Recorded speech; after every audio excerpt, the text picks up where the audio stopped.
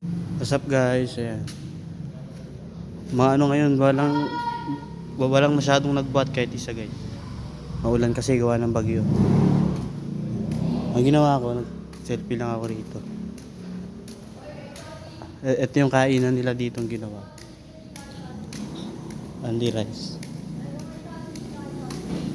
Ito.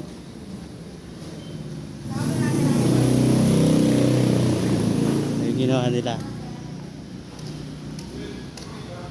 Ito yung salamin, di namin na ano, di pa nila makakabit yung salamin. Ito yung salamin guys.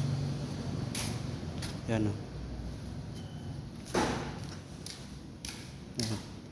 Ito yung binuhot. Ito nabasag to eh.